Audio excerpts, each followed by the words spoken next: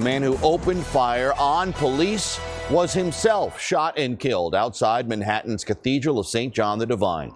The gunfire erupted during a Christmas carol performance. Eyewitness News reporter Lucy Yang is at the scene in Morningside Heights. Lucy? Well, Joe, this is the majestic Cathedral of St. John the Divine here on 112th Street and Amsterdam Avenue. There is heavy police presence out here tonight. This is what happened. Authorities report there was a police-involved shooting just outside this Episcopalian cathedral about 2 hours ago. There was a Christmas concert here today. Festive carols outside on the steps on this mild December night. Except it did not end in peace and joy. At the conclusion of the concert, officials confirm a gunman opened fire. We're told he had 2 weapons and he shot into the air. Police reported they responded quickly and returned fire. The gunman was shot and taken to the hospital, which is only 2 blocks from the cathedral. We understand he is now reported dead. Eyewitness News spoke with 2 eyewitnesses to the horrible shooting. The first man just happened to be eating his lunch on the steps when people began running for their lives. The second person is with the French press and was assigned to cover the concert. He said, "Kill me." No, Go ahead and first he said, "Shoot me, shoot me, kill me," which meant he was ready to die, because he knew the cops were overwhelming a force 10-to-1 to himself, if they was himself. But the emergency service thought better of it and said, "We got to go inside. We don't want to get ambushed by a shooter or shooters plural, and then we're in the gun battle." I was here to cover the concert, to film the Christmas carols, and I was waiting down the steps at the end to interview the director when I heard several booms, and I looked it up. I looked up the stairs and I saw the gunman firing shots, and I just ran.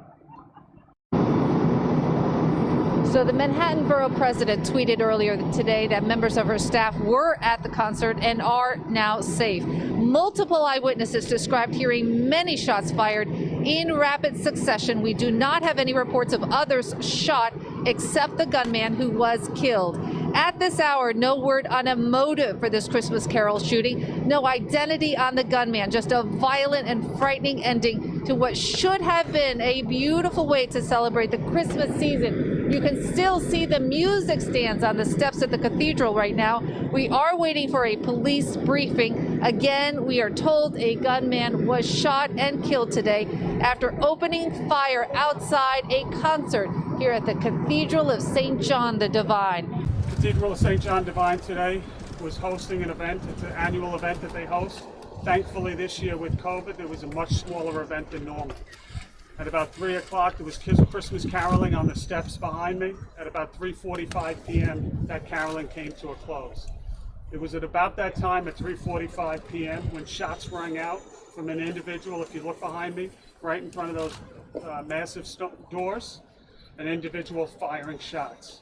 We had a police officer on the scene. We had a detective on the scene, a community affairs detective from the 2-6 precinct, almost immediately, and engaged the armed perpetrator. We also had an unrelated sergeant that was at St. Luke's Hospital, which happens to be right around the corner, immediately respond to the scene. We have a total of 15 shots fired by our 3 members of the service. This is preliminary at this time. We have multiple shots fired by the defendant. The defendant at this point is struck at least once in the head and deceased. He was removed to the hospital around the corner. I can tell you so far what we know. We have 2 firearms recovered. Chief Monahan has pictures of the firearms. Again, we do not have a count on how many rounds were fired. They are both semi-automatic firearms and awaiting crime scene to process. Also recovered is a bag that we believe belonged to the defendant.